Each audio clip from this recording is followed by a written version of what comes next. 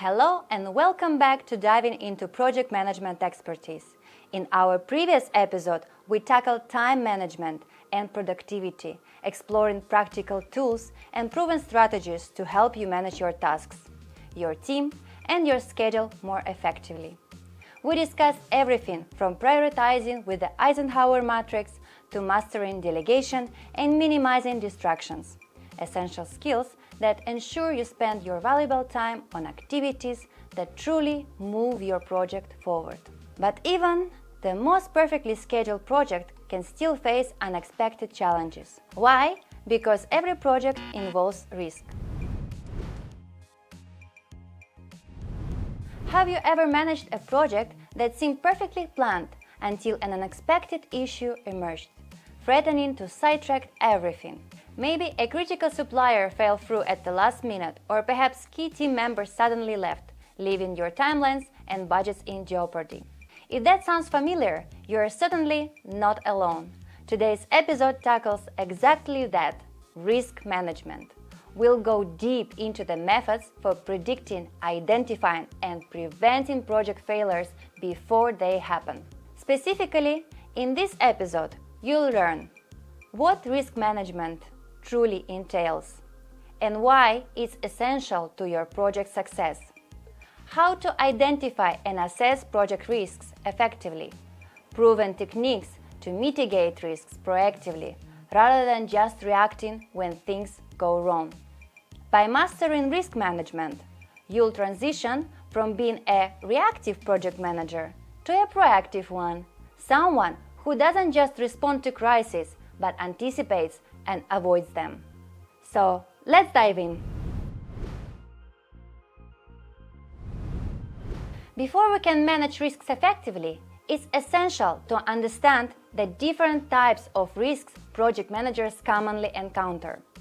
Let's break down the primary categories clearly, each with real-world examples to help you easily recognize them in your own projects.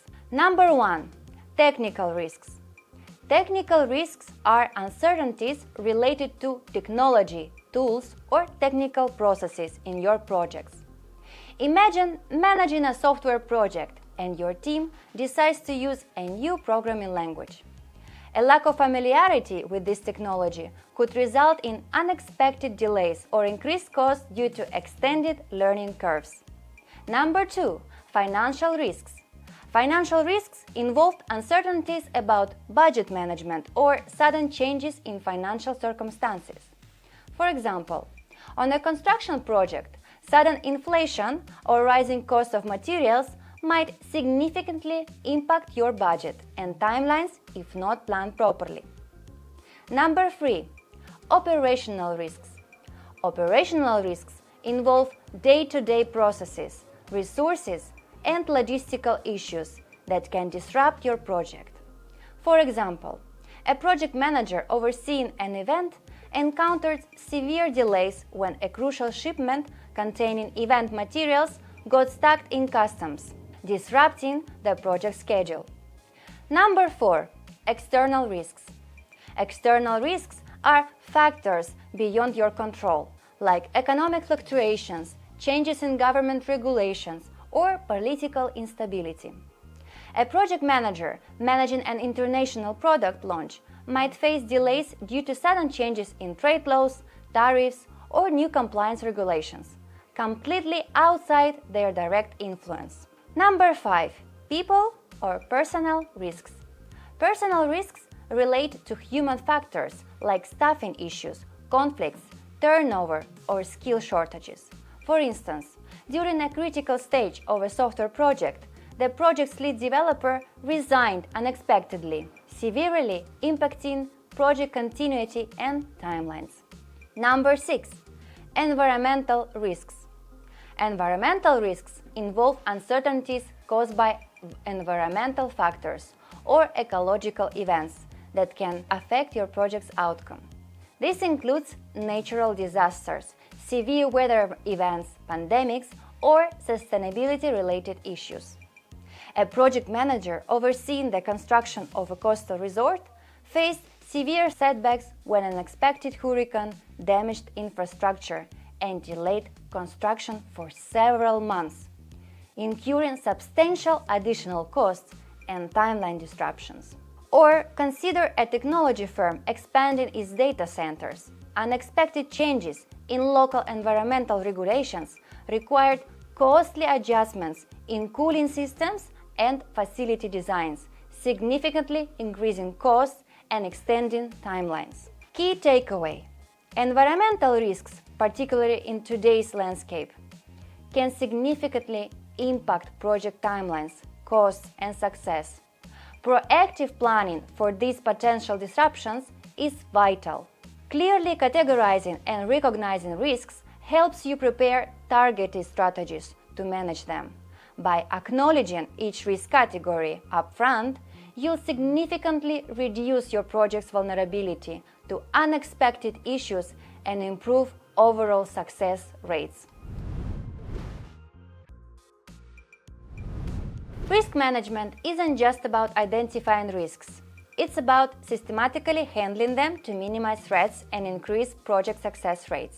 This process consists of 5 key steps, ensuring you move from simply recognizing risks to effectively controlling them before they cause major disruptions. Step 1.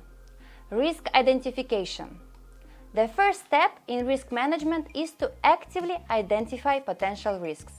Risks can stem from multiple areas: technical, financial, operational, environmental, or external factors. Methods for identifying risks. Brainstorming sessions. Gather the team and discuss potential risks. Lessons learned from previous projects. Analyze past failures and challenges. And stakeholder reviews. Ask your clients, team members, and executive about your concerns. SWOT analysis. Assess project strengths, weaknesses, opportunities, and threats. For example, in a software development project, a project manager leading a new software product launch holds a risks workshop. The team identifies risks such as unrealistic deadlines, technology failures, and integration issues with existing systems. By documenting these risks early, the team can plan solutions before problems occur. Step number 2. Risk assessment and prioritization. Once risks are identified, the next step is evaluating and prioritizing them based on 2 critical factors: probability, how likely is the risk to happen, and impact, how severe will the consequences be if it happens. To systematically assess risks, project managers use the probability and impact matrix. So let's focus first on high probability risks. High probability risks and low impact. Just monitor closely, no immediate action needed. Medium impact, mitigate proactively to prevent potential disruptions. High probability and high impact, take immediate action. This is your top priority. Now let's focus on medium probability risks. Medium probability risks and low impact, consider it low priority. No urgent steps are required. Medium impact, address it in the risk plan to stay prepared. And high impact, mitigation is needed to avoid serious consequences. And the next one is low probability risks. Low probability risks and low impact. You can ignore or monitor, not a major concern. Medium impact, just schedule an occasional review to reassess. And high impact, prepare a contingency plan just in case. Imagine a project manager managing a high-rise building project identifies the following: delays in material delivery, high probability, medium impact. So this risk actually needs mitigation, secure alternative suppliers. A major earthquake, low probability but high impact, needs a contingency plan, like some safety protocols. Prioritizing risks this way ensures that the most dangerous risks receive the most attention, while minor risks are acknowledged but don't consume unnecessary resources. Step number 3. Risk response planning, choosing the right strategy. Once risks are prioritized, the next step is choosing how to handle them. There are 4 key response strategies. The first one is avoidance. Change the plan to eliminate the risk entirely. The second one is mitigation. Reduce the risk's likelihood or impact. The third one is transfer. Shift the risk to another party, like insurance or outsourcing. And the fourth is acceptance. Acknowledge the risk, but take no immediate action. A project manager overseeing a company-wide IT upgrade identifies the risk of data loss. An example of avoidance strategy is to delay the launch until testing is perfected. And an example of mitigation strategy in this case is to create multiple backups before deployment. An example of transfer strategy is to use an external cybersecurity firm for added protection. And of acceptance strategy is to acknowledge minor data loss risks but prepare a recovery plan. Selecting the appropriate strategy depends on the risk's priority and impact on your project success. Step number 4. Risk monitoring and control. Risk management doesn't stop after planning. Risks need to be monitored continuously throughout the project's lifecycle. Best practices for risk monitoring are: weekly risk reviews. Check for changes and new risks. Risk owners assign a specific risk to responsible team members. Early warning indicators define triggers for risks. For example, delayed shipment, rising costs. Imagine a project manager running a global marketing campaign sets up weekly risk check-ins to monitor social media trends and public reactions. When an unexpected PR issue arises, the team quickly adjusts messaging, preventing negative brand impact. And step number 5. Documentation and communication. Clear documentation and communication ensure that risk management efforts are transparent, trackable, and actionable. How to document risks effectively? Maintain a risk register with all identified risks, responses, and status updates. Provide regular risk updates to stakeholders and leadership. Use project management tools like Jira, Asana, or Microsoft Project to track risks. For example, a project manager organizing a major corporate conference maintains a risk register tracking potential issues like speaker cancellations, vendor failures, and weather conditions. This ensures all risks are proactively managed and easily communicated. By following these 5 structured steps, you create a proactive approach to risk management, ensuring that risks are identified, assessed, addressed, monitored, and documented, ultimately protecting your project from failure. Managing risk effectively isn't just about tools and processes. It's also about fostering the right culture within your team and organization. A risk-resilient culture is one where your entire team proactively identifies, openly discusses, and actively manages risks. Let's explore some practical ways you can build this culture within your team clearly and effectively. Number 1. Promote open communication. Creating a culture where team members openly discuss potential risks without fear of criticism is crucial. Team members should feel comfortable highlighting risks and potential issues immediately. Imagine a software team where junior developers hesitate to mention potential coding errors due to fear of negative reactions. A proactive manager explicitly encourages open dialogue during weekly meetings.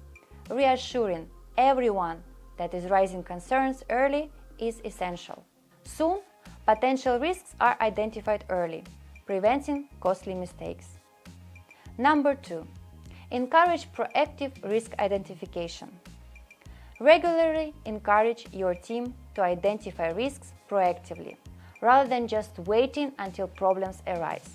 A project manager managing a product launch frequently holds short risk identification workshops, asking simple questions like, what could possibly go wrong with your current plan? Team members become comfortable raising hypothetical problems early, allowing the team to prepare solutions before risks become real issues. Number 3. Train your team on risk management. Clearly educate your team on the basics of risk management, how to identify, assess, and respond to risks. Consider a project manager leading a healthcare project who realized her team wasn't skilled at identifying operational risks. She organized short monthly training sessions about different risk scenarios and responses. Over the time, the team became adept at recognizing risks proactively and confidently suggesting mitigations. Number 4. Reward risk awareness. Actively recognize and reward team members who identify risks or suggest effective solutions. Positive reinforcements encourage a culture of vigilance and engagement. A project manager in a manufacturing firm publicly acknowledges team members who identify significant risks. Recognition boosts team confidence and reinforces that risk identification is valued and important. And number 5. Regularly review and learn from past projects. Learning from past experiences, including successes and failures, is crucial to risk-resilient culture. Regular reviews help your team to avoid repeating past mistakes. For instance, after a major infrastructure project faced unexpected delays, the project manager held a thorough retrospective meeting to openly discuss what went wrong, what signs they missed, and how future projects could avoid similar pitfalls. This transparent review process significantly improved future risk identification. We've covered a complete step-by-step guide to risk management, breaking down the process from risk identification to mitigation, monitoring, and documentation. Let's recap today's key takeaways. Understanding risks. Recognizing different types of risks, including financial, technical, operational, environmental, and external risks. The risk management process. Using a structured 5-step approach, you can identify risks early before they become issues. Assess risks effectively using the probability and impact matrix. Select the right response strategy. Avoid, mitigate, transfer, or accept. Monitor and control risks continuously to prevent surprises. And document and communicate risks clearly for transparency and accountability. Building a risk-resilient culture allows you to create an environment where risks are openly discussed, proactively managed, and integrated into everyday project planning. What's the biggest risk you faced in your project, and how did you handle it? Let's discuss in the comments. I'll be reading and responding as usually. And remember, this helps the video to be seen by more viewers and open the discussion even more. Even if you've mastered risk management, there is one area that can quickly sidetrack a project if not handled properly: cost control. And if you ever struggled with keeping a project within a budget or seeing costs spiral unexpectedly, you won't want to miss this. Make sure you subscribe and turn on notifications so you don't miss the next episode. And if you found today's insights valuable, hit the like button and share this video with anyone who can benefit. Thanks for watching, and I'll see you in the next episode. Bye bye!